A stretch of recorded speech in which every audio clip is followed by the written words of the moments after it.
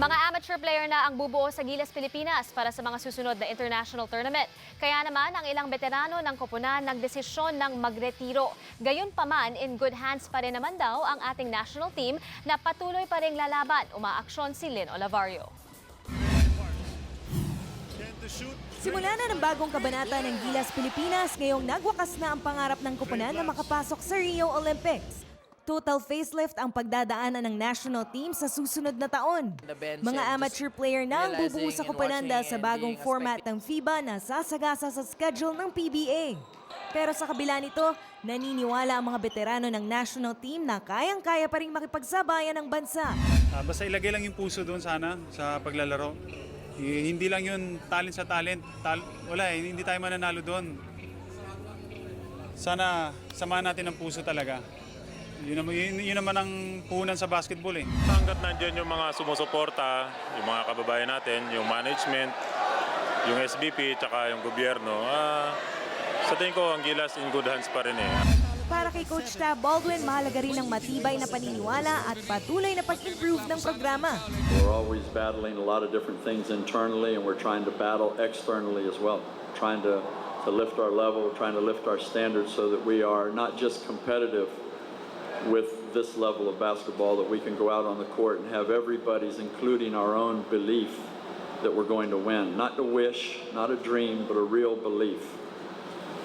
And I think that process is ongoing. Gaya ng ibang pagkabigo, leksyon daw ang pagkalaglag ng koponan sa FIBA Olympic Qualifying Tournament. Malinaw din daw na kailangan pa ng mas maraming mga karanasan sa international stage ng pambansang koponan. So we need more of this. And this is the pathway, and trust me, there is no other pathway. If we want to start winning at this level, we got to take a bunch more beatings at this level to learn how to win at this level. Sa ngayon, hindi pa malinaw kung makakapaglaro pa ang PBA players sa national team. Pero si Ranedel De Ocampo at Jason Castro nagpaalam na.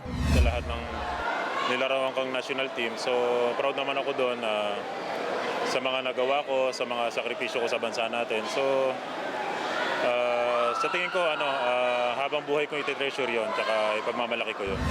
Siguro this is my last na.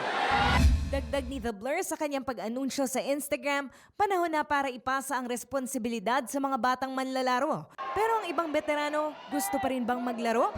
Basta pag kinuha ko, willing ako. Willing ako tulungan sila. Pag available lang, that's healthy. So yun lang talaga. Kung maglalaro ako, willing ako maglaro. Si Terrence Romeo naman may malamang mensahe sa fans at mga bumabatikos. Tsaka dun sa mga nagda-doubt sa amin, sana maging proud na lang kayo sa sacrifice na ginawa namin. Kung hindi man, sige, tuloy nyo lang yan habang buhay kayong maging ganyan. Umaaksyon, Lynn Olavario, News 5.